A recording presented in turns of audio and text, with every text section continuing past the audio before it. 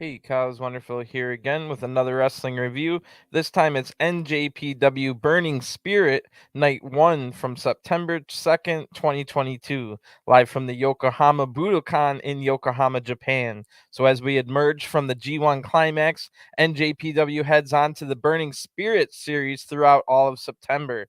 The Yokohama Budokan sees the start of a month-long series with returns, debuts, and an all-star main event tonight featuring the Dream Team, Hiroshi Tanahashi and Kazuchika Okada, teaming up with Toru Yano to take on the returning TMDK. With the big surprise hits from the G1 tour, the K9 Connection, Jonah, and Bad Dude Tito getting invited right back to the next event here in New Japan right after G1. So that's awesome. It's going to eventually lead up to another singles match between Okada and Jonah in a month's time in October. So K9 Connection will be bringing in Shane Haste for this tour, one of the founders of TMDK. So that's great news there. That'll be the main event tonight. This will be the last televised event before Monday, when the fans will finally be able to cheer out loud for the first time since the pandemic happened. So the first time in about 2.5 years. On Monday, I'll be here to cover that and Tuesday's event as well. The fans will get to cheer. Unfortunately, after those two events, we go back to silent crowds because New Japan, to have the um when they have silent crowds, they can still sell a lot more tickets. When they have fans for those two events where they'll be able to cheer out loud, it'll be a lot less people, and that's the only reason they're allowed to have them speak, because of the pandemic still. So they're still trying to get the TV product better. A lot of people, a lot of fans from New Japan have kind of been turned off by all these years of silent crowds now, and have stopped following as closely. So that's going to be good news that we're finally getting to non-silent crowds, live cheering crowds for two events at least. Hopefully that's the start to maybe by Wrestle Kingdom in 2023 we can get some of these things lifted. Here's the hoping. But anyway, even the Super J podcast couldn't quite remember all the current champions. So since this is the first event since G1 ended, let's just take stock of where all the current champions are and who they're feuding with going through this Burning Spirit tour. So we'll have this Burning Spirit tour. We'll have a total of 16 events, but only 7 of them are televised. So I'll be reviewing those 7 shows, including tonight's in October. Then when October starts, there'll be 2 Royal Quest events in the UK back to back. Then on October 10th, back in Japan at the Declaration of Power event, Jay White will defend the IWGP World Heavyweight Championship against Tama Tonga, who beat Jay White in B Block to win B Block in the G1 Climax 32. On that same night, October 10th, will be the rematch between Okada and Jonah, but we've got some title matches along the way during the Burning Spirit tour before we get the Declaration of Power. So the Never Six-Man titles will be defended by Chaos, represented by Hirooki, Goto, YOSHI-HASHI, and Yo, and they'll defend against the team they beat for the titles just before G1, and that is House of Torture, represented by Evil, Sho, and Yujiro Takahashi. So Chaos thought they might have been done with House of Torture, but then Goto got eliminated from C Block in G1 this year when Evil and Dick Togo cheated the win. So that Never Six-Man tag title match will happen on September 18th.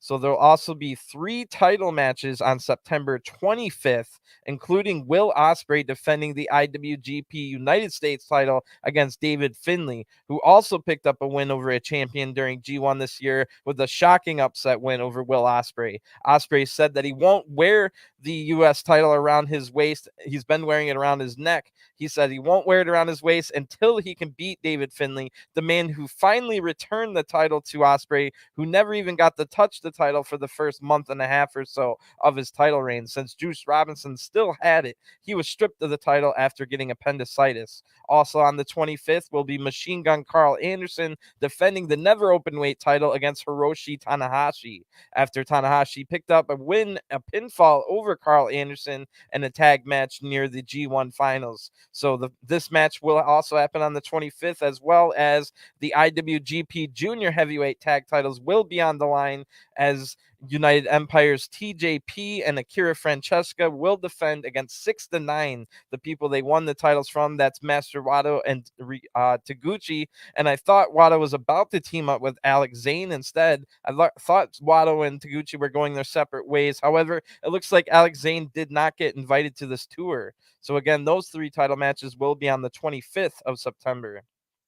The IWGP Junior Heavyweight Championship, it is not announced for any date yet, but it looks like it'll eventually be defended by Taiji Ishimori against Kushida, who made a shocking return to New Japan just before G1 happened. And Kushida spent all of G1 wrestling in America for New Japan Strong and Impact Wrestling. So he's going to be in good ring shape, and he's getting continued to be assessed by the champion Ishimori. No title match has been announced, but I'm guessing that will lead up to a title match at some point.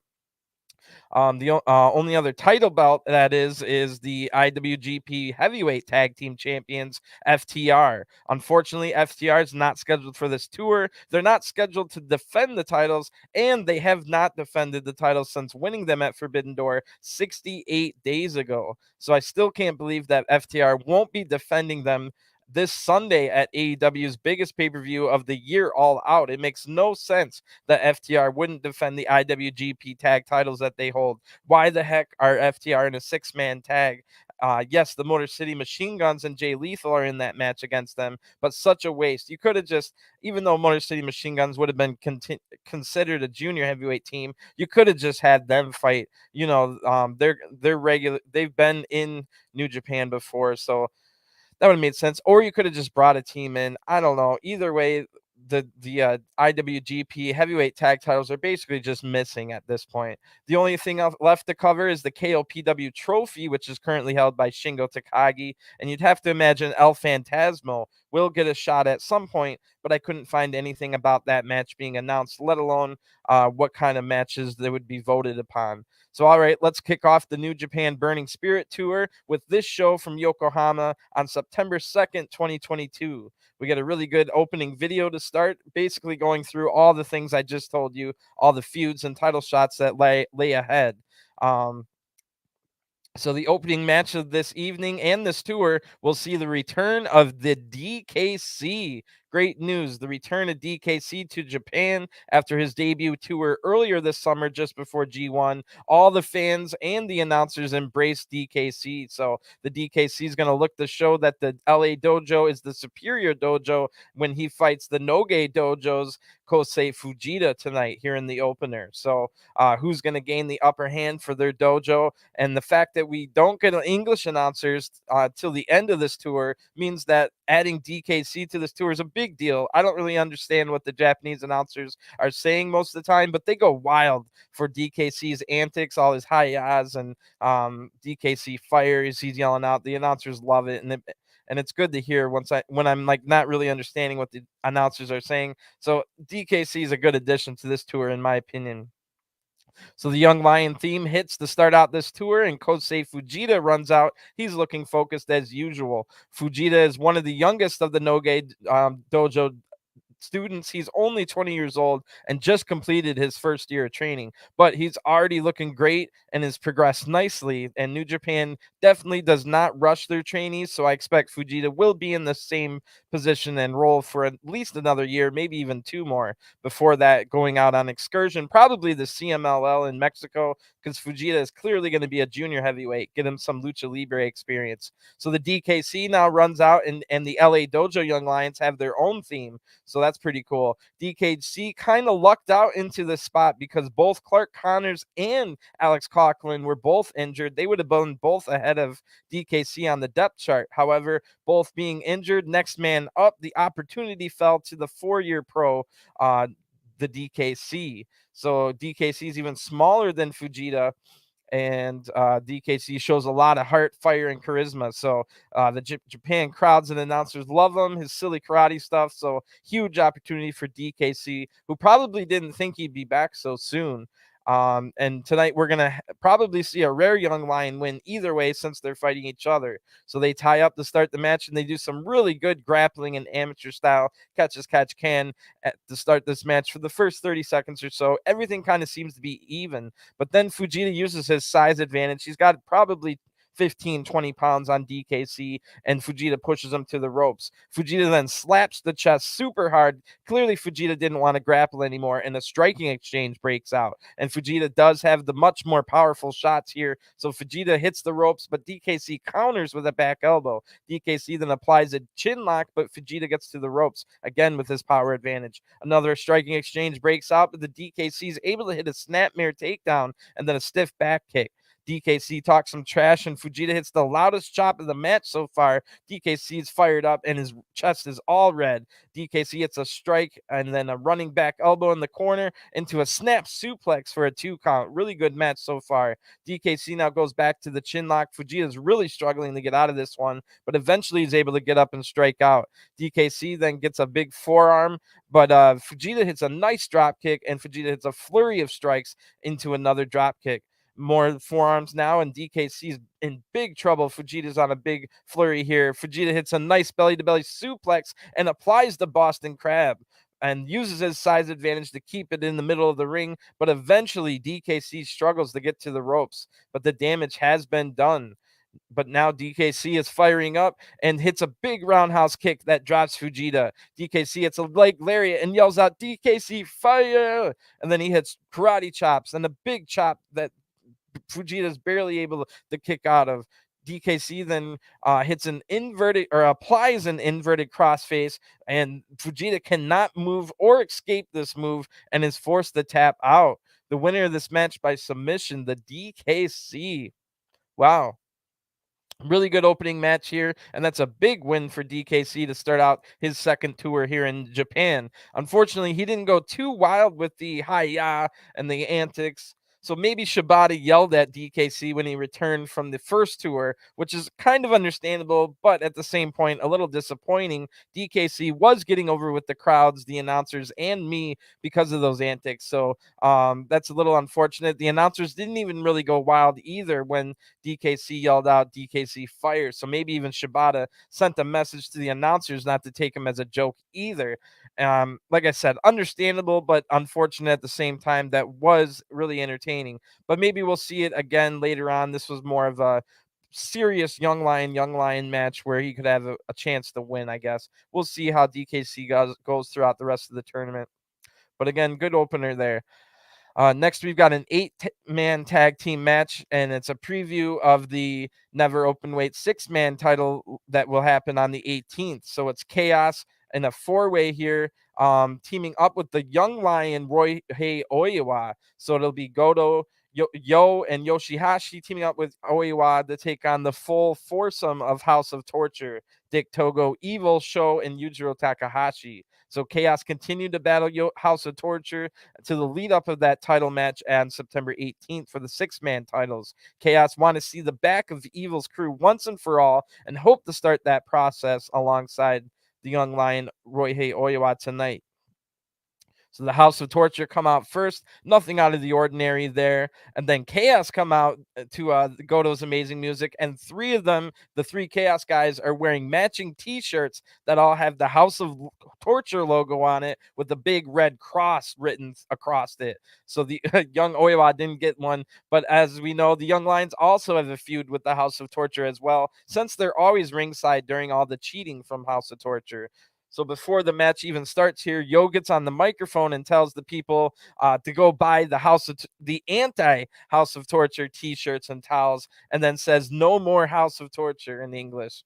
So the ring announcer says that, the ring announcer that always ends up getting knocked down by Evil, he also puts on an anti-House of Torture shirt. So he might have hell to pay at some point. Then an 8-man brawl, of course, breaks out to start this match. And Sho and Yo, the former Roppongi 3K junior tag team champions, will start this match in the ring.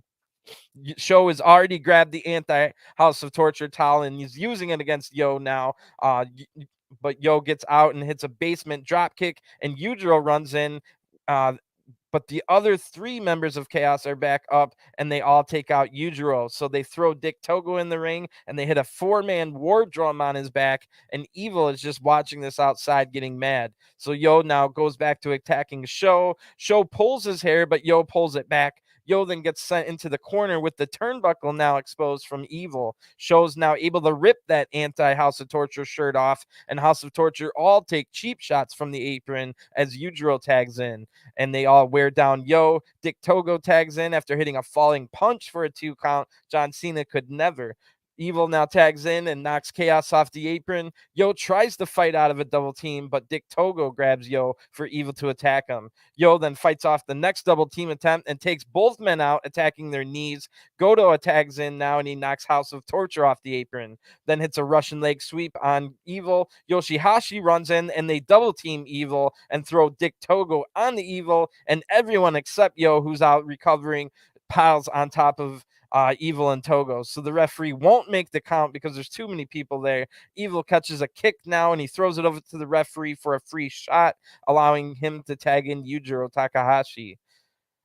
Yujiro tags in and hits a massive lariat, or gets hit with a massive lariat from Goto, and Oiwa tags in. So Oiwa hits a flurry of forearms on Yujiro. Oiwa then hits a drop kick and a shoulder tackle for a 2 count. Yujiro is able to block a gut wrench suplex, but Oiwa counters the next attack with a drop kick. Evil tries to come in and help, but Oiwa kicks him out of the ring into the barricade, and Chaos all come in to hit a quadruple team, ending with the deadlift gut wrench suplex from Oiwa. House of Torture have to come in to break up the pin, and now they all brawl on the outside of the ring as Oiwa applies a Boston Crab on Yujiro. Sho's now coming in to help. Oiwa withstands the forearm shots, but he can't withstand the rake of the eyes. So Oiwa then hits a big drop kick on Sho and counters Pimp Juice into a pin. Oiwa almost pinning Yujiro here, but Yujiro comes up hitting a big lariat, almost winning the match on that one. But Yujiro hits the Pimp Juice for the 1-2-3 right after that. The winners of this match by pinfall, House of Torture. So wow, decent match here, not too much cheating. So that was pretty cool. Just a little decent match with a lot of heat, a lot of fire, intensity, good stuff. Yo gets over, or Sho gets over to the corner and grabs the Never 6-man titles that they do not possess, and then passes them out to Evil and Yujiro, and the 3 House of Torture members act like they just won the 6-man tag titles, but they'll have to wait until September 18th to get that title match. So like I said, this match was pretty good as far as a House of Torture match. Not too much cheating other than your eye rakes and hair pulling, which I'm fine with in a wrestling match. It's when it breaks down and there's wrenches and stuff like that. So anyway, I like this story with the anti-House of Torture t-shirts. Even the ring announcer was in on the story, so that's pretty cool. And one thing we got to look forward to on Monday and Tuesday, the next events we'll get to cover, is that with the crowd being able to cheer, they'll also be able to boo House of Torture out of the building, something they've been wanting to do for 2.5 years now, or however long it's been. So they'll get that chance, and that'll be a special moment for all of New Japan fans. I think House of Torture are in the second match of the night on Monday. We'll start out. The first match that gets the crowd cheering is actually going to be a singles match with Minoru Suzuki taking on Bad Dude Tito of all people. So big spot for Bad Dude Tito being in the first match where the crowd gets to cheer in 2.5 years. But that'll be Monday night. Let's finish up this first night of the Burning Spirit Tour. The third match of the evening sees the debut of the latest United Empire member. It is Lord Gideon Gray. So he's the mastermind of Rev Pro's faction called Legion in the United Kingdom. So Gray is sure to be a key strategist and a potential scout for the group. He managed Great Khan during Great Khan's UK excursion in 2018 and 19. So will he be able to bring the IWGP Junior Tag Team Champions Akira and TJ even more success as they take on their challengers on the 25th?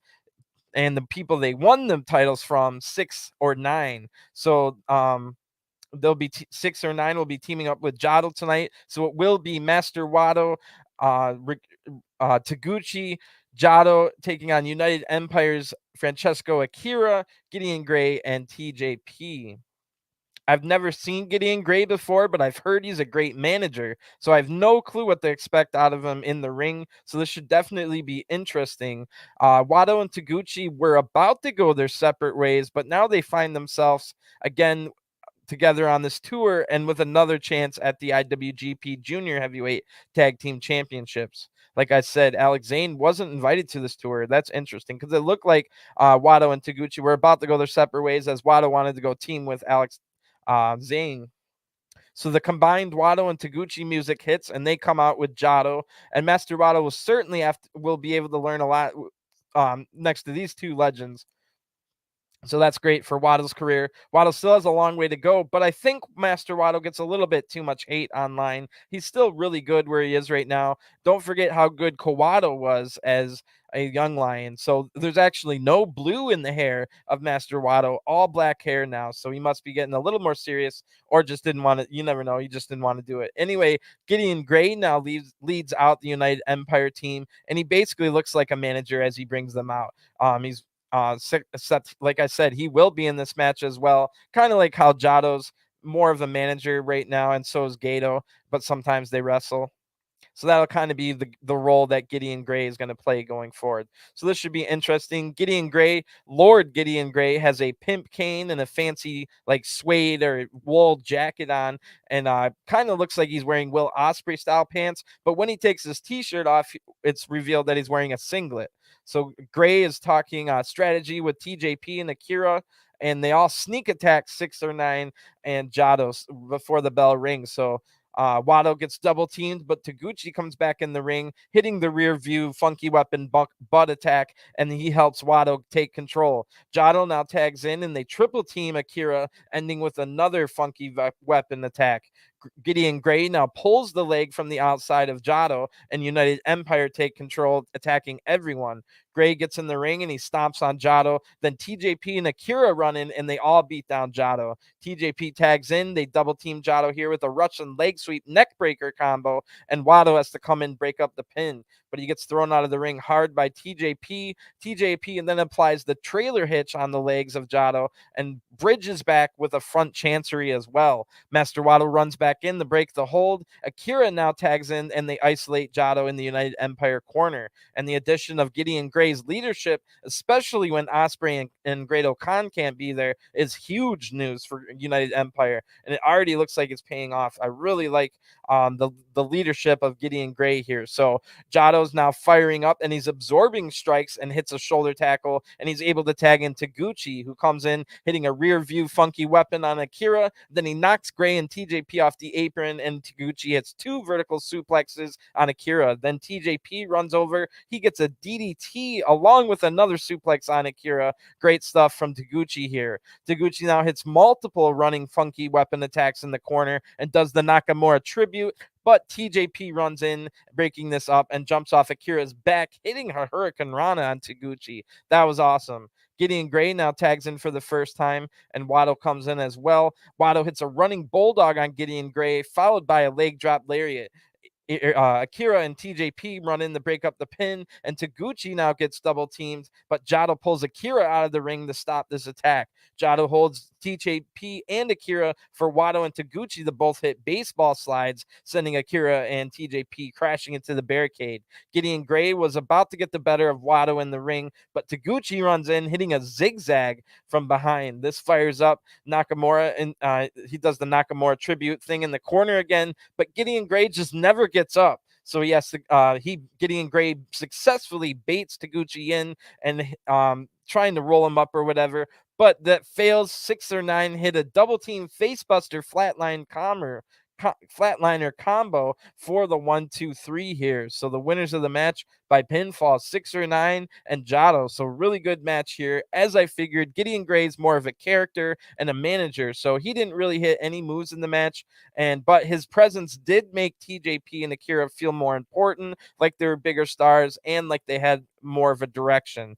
So Gideon Gray, in my opinion, is a great addition to United Empire, just based off of my first impressions. Really good stuff, and it's great to see TJP and Francesca Akira back in Japan. They were wrestling, or they weren't wrestling anywhere that I was watching, so I've been missing them since they won the junior tag team titles before G1. So Taguchi also looks rested and ready to have a good tour, and Master Wato looks focused, got rid of the blue hair, acting a little more serious, which is all good stuff. He'll have Wato and Taguchi with him during this tour, so I expect Wato will improve over the next month. So we go to our next match. It will be a 6-man tag team match as Bullet Club's Bad Luck Fale, Chase Owens, and Gedo take on another United Empire team, this time the heavyweights of Aaron Henare, Great Khan, and Jeff Cobb. So Great Khan and Cobb are continuing the fight with Owens and Bad Luck Fale in a tag rivalry that's been going on since the spring, with both sides declaring themselves worthy of challenging FTR for the IWGP Heavyweight Tag titles. And a decisive 2-on-2 tag match between these two teams will happen towards the end of the tour. So they'll be looking to get momentum going into that match. Meanwhile, Aaron Henare's quest to get back into next year's G1 starts now. Henare was one of my favorite people to watch during G1 Climax 32, so I hope he gets in G1 Climax 33 and has a great year ahead of him. Bullet Club come out first to the original Bullet Club music, as Bad Luck Fale definitely prefers to come out to this song. Gedo is here shilling Jay White merchandise, and playing the role of Jay White until he returns is Gedo.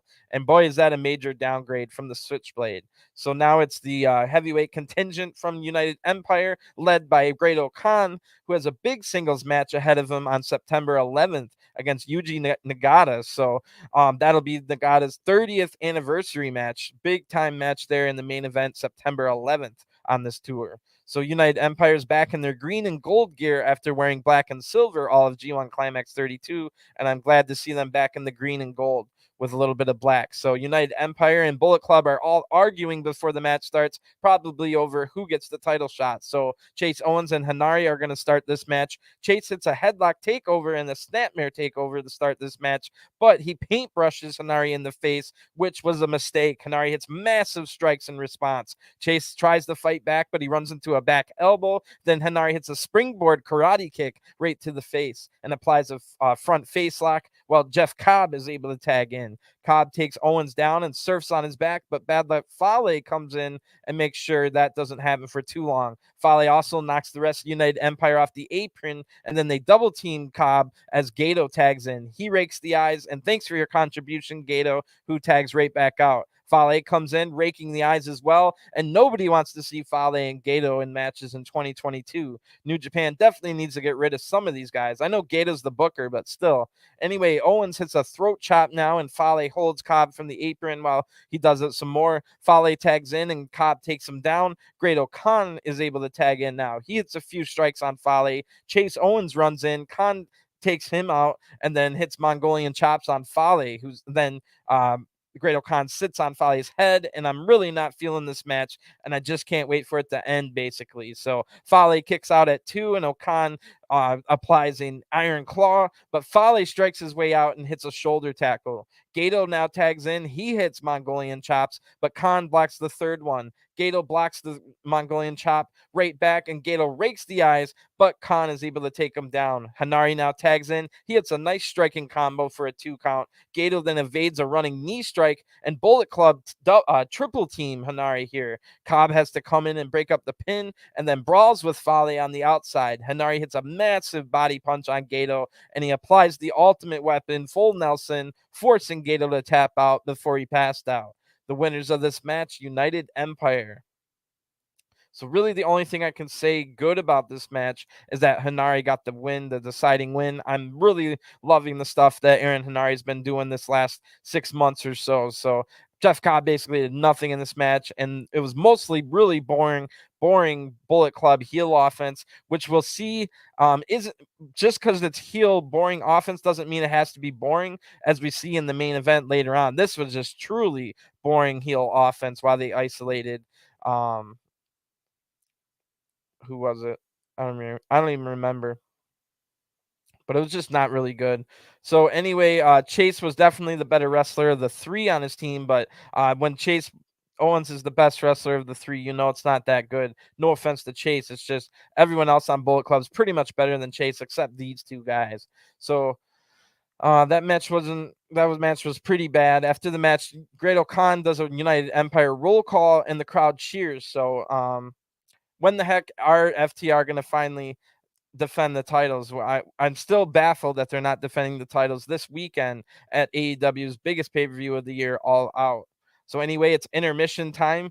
We've got 3 matches left. We've got 2 6-man tags and an 8-man tag, but there should be some good stuff here. The next match will have 3 junior heavyweight legends in it who are still slightly towards their prime, even though they're older.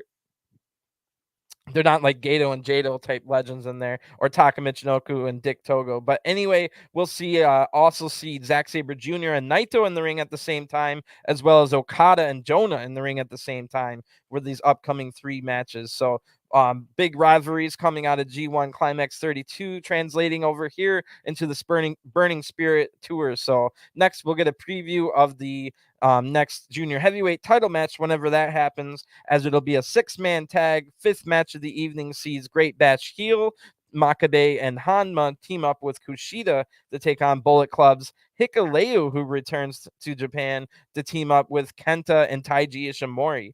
So we'll see with Kushida and Taiji Ishimori's ongoing assessment continuing. The headline of this trios match will be the return of Bullet Club's Hikuleo to Japan. After he's been dominating New Japan Strong, the young gun now sets his sights in Japan. So he'll seek to prove himself as a power player here as well as the United States. So Hikuleo turning his back on his Gorillas of Destiny brothers to stay with Jay White's Bullet Club certainly turned a lot of people's heads. Now we'll see what Hikuleo has in store. Meanwhile, Great Bash Heel are looking to peak their year just in time for the World Tag League. Kushida's music hits and the crowd goes wild for that. And I can't wait to hear their voices on Monday finally when they get the cheered Monday and Tuesday. Kushida leads out Great Bash heel, who should be well rested after getting most of G1 off. They had a couple matches at the end in Budokan. So they look ready for their run for the World Tag League. Taiji Ishimori now music hits, but Kenta leads the Bullet Club trio out, holding his book Ashiato. So Hikuleo comes out last. He towers over his partners. And this is a big match for Hikuleo to learn from 5 veteran wrestlers in the ring. So Goto has joined commentary now.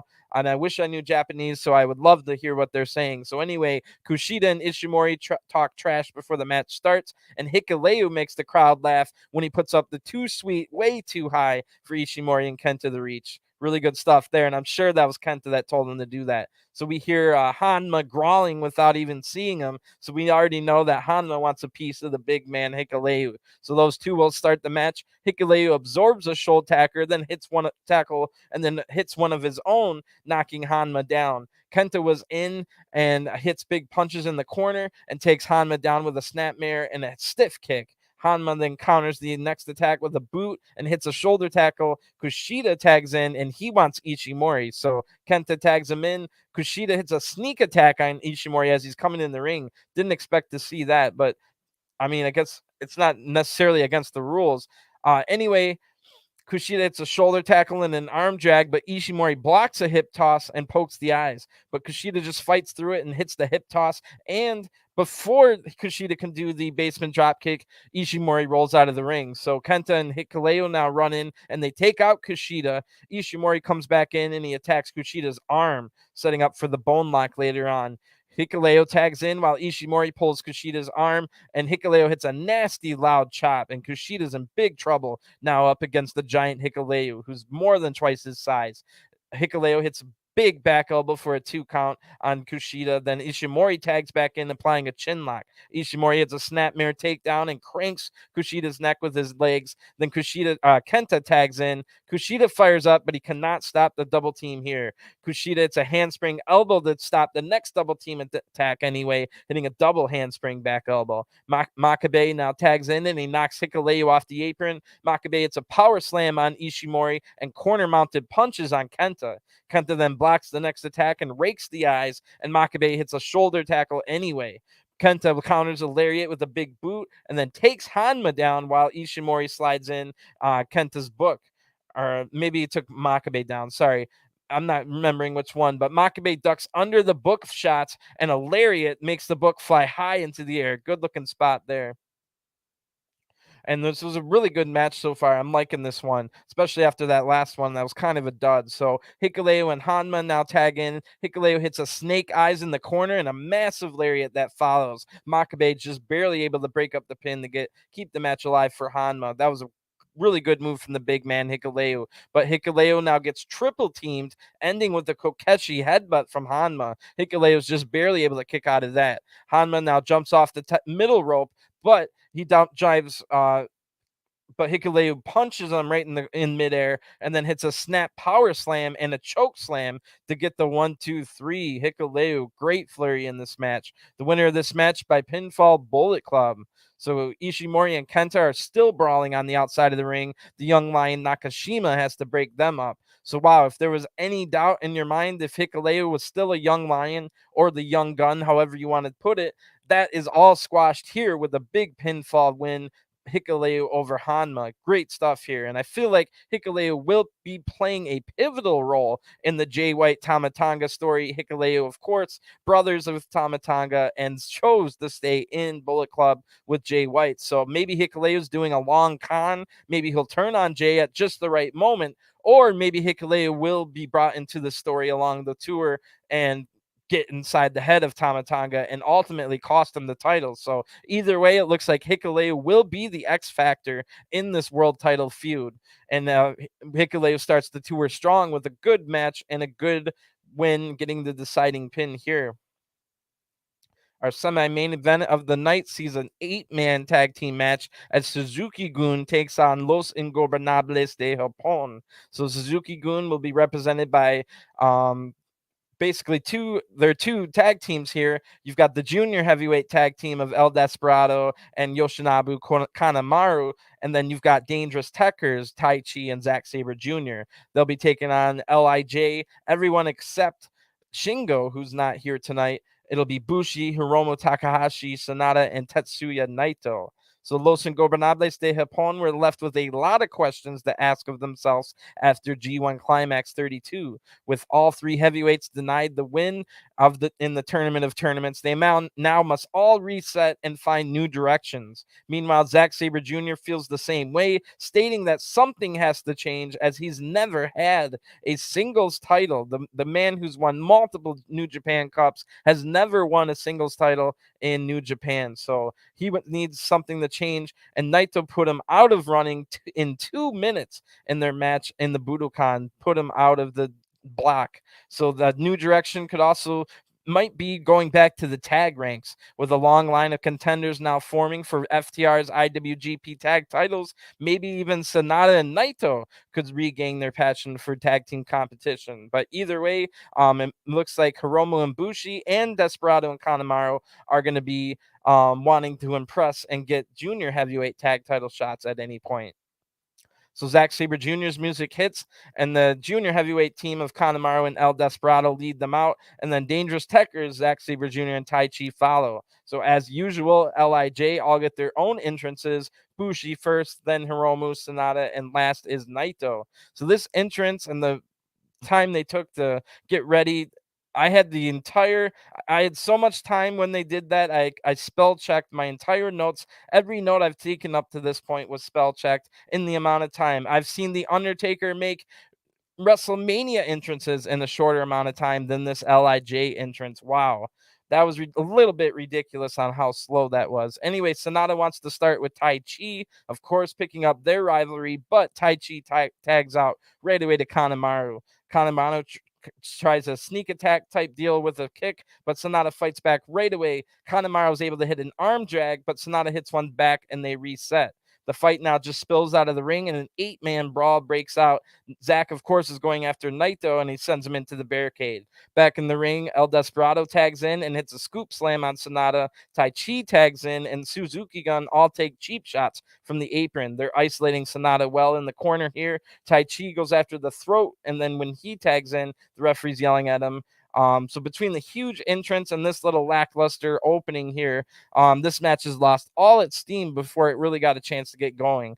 But Zack Sabre Jr. tags in now. Let's see if he can get things on track. Zack applies a cravat on the mat, and he has it in deep, but Sonata is able to use his power to get up, and they both hit back-to-back snapmares. Sonata then flips through a snapmare attempt, and Zack is able to counter back into the Cobra Twist abdominal stretch. Sonata then barely gets to the ropes and is in big trouble. He's been isolated for a while as Kanemaru now tags in. As El Desperado comes in as well, and they double team Sonata's knee here. Sonata's able to fight them off, and Naito is able to tag in. Naito hits an arm drag and a drop kick on Kanemaru. Zack runs in, but Naito hits an enziguri kick on Zack. Then Naito hits combination cabron on Kanemaru. Hiromu now tags in, hits a basement drop kick for a 2 count. Kanemaru is able to counter the next attack with a drop kick to the knee. Desperado now tags in, and he knocks all of LIJ off the apron. And Hiromu hits a dragon screw leg whip on Desperado. So Bushi tags in. He hits a top rope missile drop kick, and Bushi got a ton of great action and experience and training during the G1 tour. But El Desperado's able to hit a stunner right after. I don't know what I wrote there, but he applies the stretch muffler right after that on Bushi's leg. So Sonata's able to run in and break up this pin. Tai Chi throws Sonata out of the ring now, and Bushi counters a suplex. Naito runs in, and Bushi and Naito hit a sunset flip dropkick combo on El Desperado. Bushi now hits a twisting neck breaker that almost wins the match, but El Desperado gets his special pin, and it's in deep. Bushi cannot kick out, and the referee counts 1, 2, 3. The winner of this match by pinfall, Suzuki-gun. So wow, that was really good work. All that good work that Bushi did in the G1 tour, and he's still the fall guy, but it is what it is. This match was okay. I mean, it got a little bit better towards the end, but that big long break between matches where they just kind of did nothing, and then the slow start of this match combined with that kind of took all the steam out of the match. But another thing, because I'm guessing we're going to see more of this throughout the tour, so maybe they didn't want to go super hot on the first night. But here's the point. Zack and Naito are now talking trash after the match. Sonata and Taichi are talking trash after the match, and Hiromu and Desperado are talking trash after the match. So there's a lot of bad blood between these two teams, but it really didn't show in this match, and I didn't see any extra aggression. They just kind of went through the progressions and got the match over with. So like I said, maybe they didn't want to start hot on night one where they have to kind of keep it going throughout the tour, but still there was no there was no aggression and fire in this match where there should be, because there's a lot of rivalries. But anyway, I'm sure things are going to get more intense on Monday and Tuesday when the crowds can cheer for the first time. So we've got our main event next, and it will be a 6-man tag. Chaos represented by Kazuchika Okada and Toru Yano, and it'll also be the dream team of Okada and Hiroshi Tanahashi. So they'll take on the trio of TMDK, Bad Dude Tito, Jonah, and Shane Haste.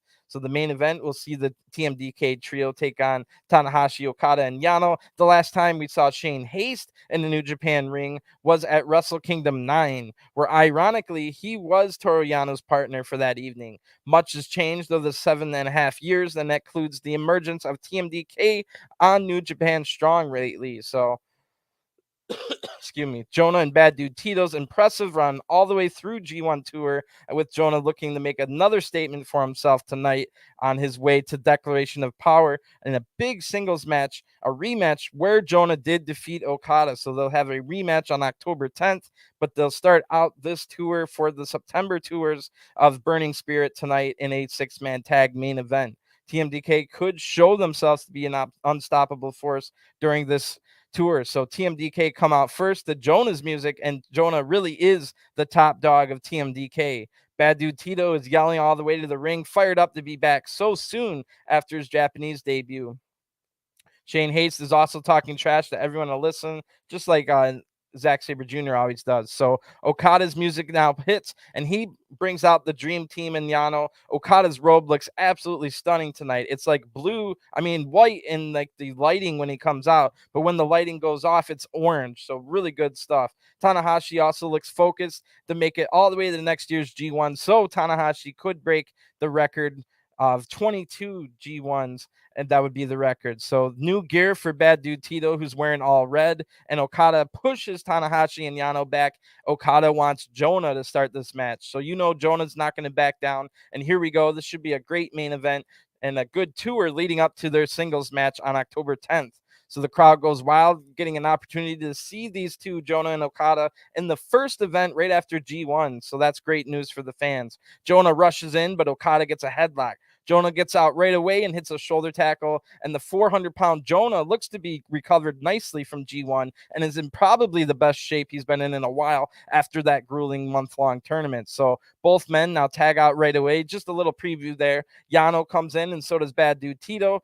Yano takes the turnbuckle pad off right away, of course. Tito then hits a big boot, knocking Yano out of the ring. Shane Haste and Jonah now throw Yano into the barricade. Back in the ring, Yano just barely kicks out of a pin at 2. Tito now picks up Yano, putting him in the TMDK corner. Tito hits multiple shoulder thrusts with Shane Haste tagging in now, raking the eyes, and then he tags out. Thanks for that, Shane Haste. Jonah comes in and he takes Yano down, applying a chin lock as the crowd gets super loud with their claps here, and Yano cannot get out. So they want to see, the crowd really wants the dream team in there, Tanahashi or Okada. So Jonah crushes Yano in the corner, and Bad Dude Tito tags in. Tito and Haste hit back-to-back slingshot sentons on Yano, who is in big trouble now. He's been isolated for a while. Tanahashi's yelling for Yano to fight back, but Tito talks trash to Tanahashi. That was pretty funny. So Tito hits big forearms, and Yano can't even stand up anymore. So Tito gets him back in the TMDK corner. Jonah tags in and throws Yano out of the ring so that Haste and Tito can double team Yano. Okada runs into the ring, but Jonah takes him out right away, and that was nothing there. So nothing that Jonah couldn't take out easily. So after beating up Yano more, Tito and Haste roll him back into the ring, and Tanahashi breaks up the pin at 1. Tanahashi's not ready to see this one over with. Yano's been isolated forever here. The crowd's super loud. They want to see Tanahashi or Okada get in the match, but Shane Haste comes in, hitting a striking combo in the corner, and then rapid uppercuts. That looks pretty good. Yano tries to throw Haste into the exposed turnbuckle, but Haste is able to counter it, and he sends Yano into the exposed turnbuckle instead.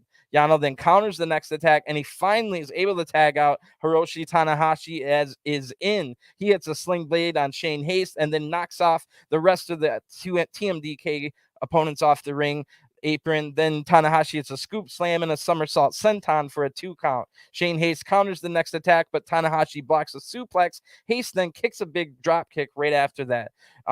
Tito tags in and hits running back elbows in a row, then a flurry of strikes in the corner, followed by a big slam on Tanahashi for a 2 count.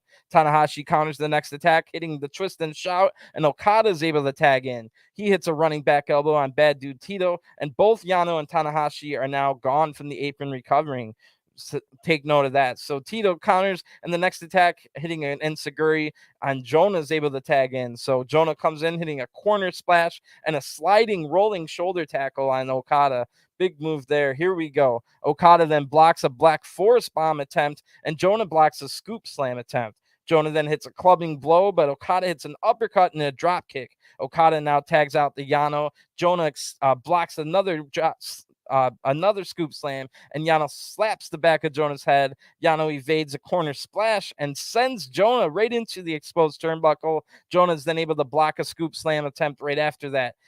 There was a close pinfall on that exposed turnbuckle shot, but Jonah blocks the scoop slam and hits a scoop slam of his own. Then TMDK all rush in the ring and clear off the apron. They hit a big triple team, ending with a body splash from Jonah. Okada and Tanahashi are just barely back in the ring to break up the pin.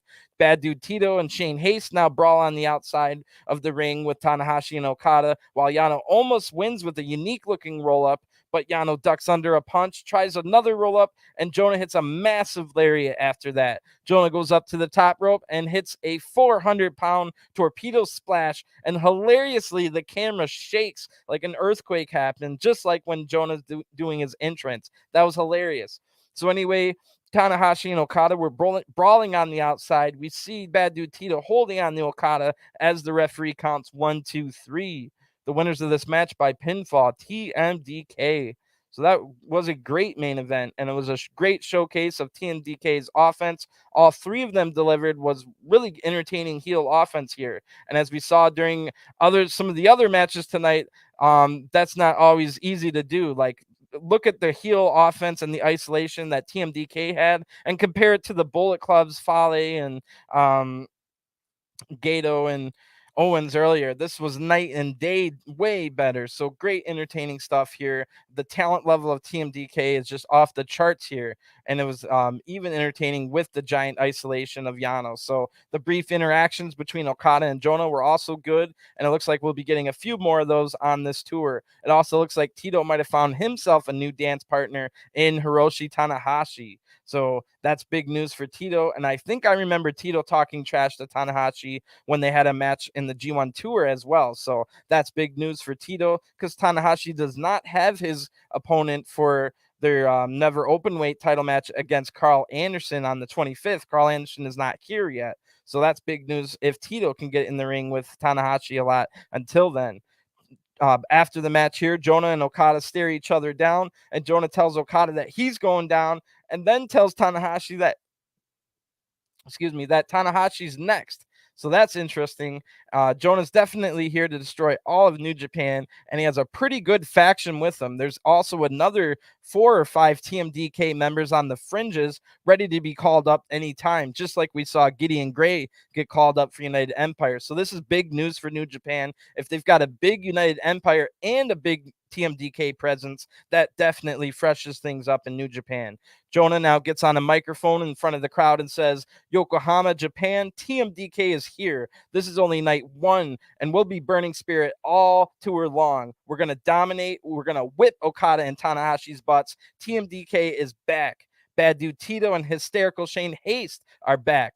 And the best super heavyweight in the world, Top Dog Jonah, is back. This is a new era, TMDK's era. We don't want to talk about those try-hard gun club. We're not going to talk about Grandpa's sidekicks, and we ain't going to talk about Los Ingobernables.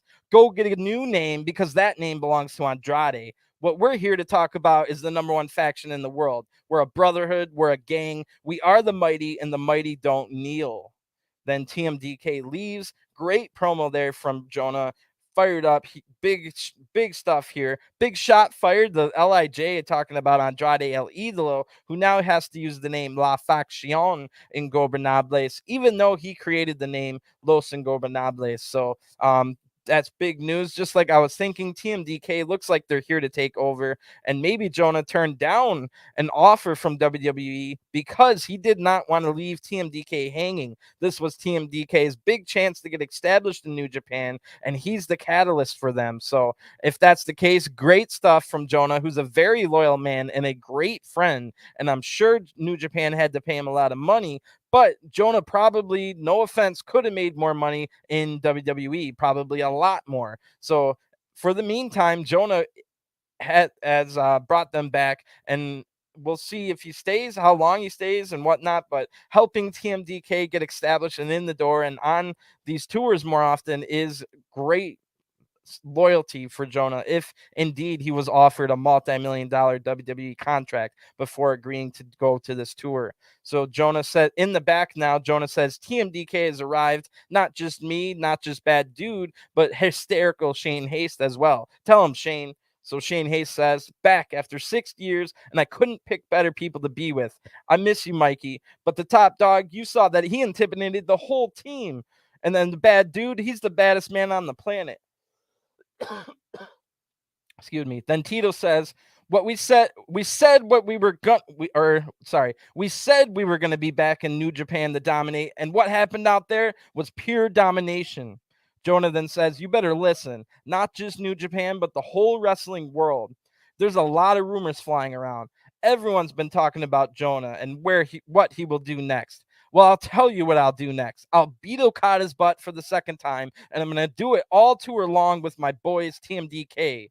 And then they leave. So big news. So as I figured, even if Jonah stays for a while to get TMDK over and established, he might still leave for a big big time multi-million-dollar contract with WWE. Maybe Jonah will do that sometime in 2023, and I doubt Jonah will be here for the next G1. So enjoy him in New Japan while you can. Of course, anything could happen. Jonah might decide to stay in New Japan longer. Who knows? So before the broadcast can end, pretty funny moment to end as Goto's still on commentary, and I hear him say the word ugly bastard in English, and also while talking about House of Torture in English. So I have no idea what was said around those words, but that's hilarious. Maybe he was talking about Dick Togo.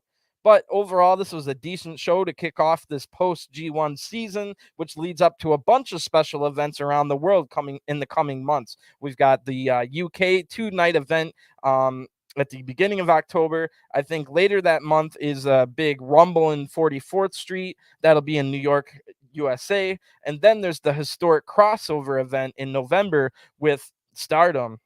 Already 3 big mixed tag team matches have been announced, including the return of Filthy Tom Lawler for that historic crossover event and a mixed tag match with Stardom competition. So we've got a lot to look forward to on the horizon. I'll be here for all 7 of these 16 televised shows. So only 7 of the 16 shows are televised. I'll be here to review all 7 of them. And I'm excited to review the next 2 nights, Monday and Tuesday this week. In just a few days' time will be the first 2 cheering crowds since the pandemic. Really looking forward to that. Should be a special occasion. And then I'll be here to cover that. So you can also find strong reviews on this channel, as well as AEW, WWE, Impact, NWA, and MLW. So thanks for tuning in, and I'll talk to you guys again next time. Enjoy your weekend, and I'll be back here for Monday's event where they get the cheer for the first time in Japan for New Japan in 2.5 years. Great stuff. And I'll talk to you again soon. Peace.